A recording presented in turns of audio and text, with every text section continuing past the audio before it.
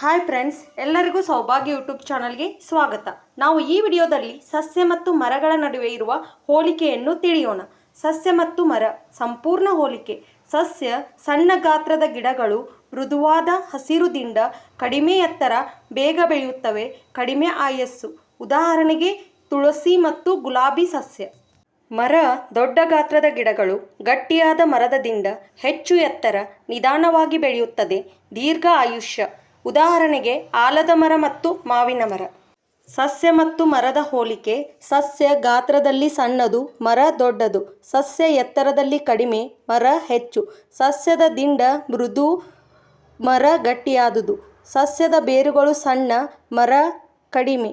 ಸಸ್ಯದ ಆಳವಾದ, ಮರ ಬಲವಾದ. ಸಸ್ಯದ ಬೆಳವಣಿಗೆ ವೇಗವಾಗಿ, ಮರ ನಿಧಾನವಾಗಿ. ಸಸ್ಯದ ಆಯುಷ್ಯ ಕಡಿಮೆ, ಮರ ಹೆಚ್ಚು. ಸಸ್ಯದ ನೆರಳು ಕಡಿಮೆ, ಮರ ಹೆಚ್ಚು. ಸಸ್ಯದ ಕೊಂಬೆಗಳು ಕಡಿಮೆ, ಮರ ಹೆಚ್ಚು. ಸಸ್ಯದ ಫಲ ಅಥವಾ ಹೂವು ಬೇಗ ಬರುತ್ತದೆ, ಮರ ಸಮಯ ತೆಗೆದುಕೊಳ್ಳುತ್ತದೆ. ಸಸ್ಯಗಳ ಉಪಯೋಗ. ಗಾಳಿಯನ್ನು ಶುದ್ಧಗೊಳಿಸುತ್ತವೆ, ಮನೆ ಮತ್ತು ಸುತ್ತಲೂ ಹಸಿರು ವಾತಾವರಣ ಕೊಡುತ್ತವೆ. ಕೆಲವು ಔಷಧೀಯ ಗಿಡಗಳು ಆರೋಗ್ಯಕ್ಕೆ ಸಹಾಯಕ. ಮರಗಳ ಉಪಯೋಗ. ಹೆಚ್ಚಿನ ಆಮ್ಲಜನಕ ನೀಡುತ್ತವೆ, ನೆರಳು ಕೊಡುತ್ತವೆ, ಮಣ್ಣಿನ ಕುಸಿತವನ್ನು ತಡೆಯುತ್ತವೆ, ಪಕ್ಷಿ ಪ್ರಾಣಿಗಳಿಗೆ ಆಶ್ರಯ, ಮಳೆಯ ಪ್ರಮಾಣ ಹೆಚ್ಚಿಸಲು ಸಹಾಯ. ಇವುಗಳಲ್ಲಿ ಯಾವುದು ಸಸ್ಯ, ಯಾವುದು ಮರ ಉತ್ತರಿಸುವಿರಾ?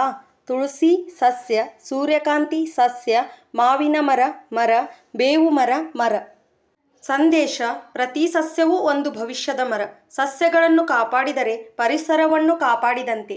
ಈ ವಿಡಿಯೋ ನಿಮಗೆ ಇಷ್ಟವಾದಲ್ಲಿ ಲೈಕ್ ಮಾಡಿ, ಶೇರ್ ಮಾಡಿ, ಸಬ್ಸ್ಕ್ರೈಬ್ ಮಾಡಿ. ಧನ್ಯವಾದಗಳು.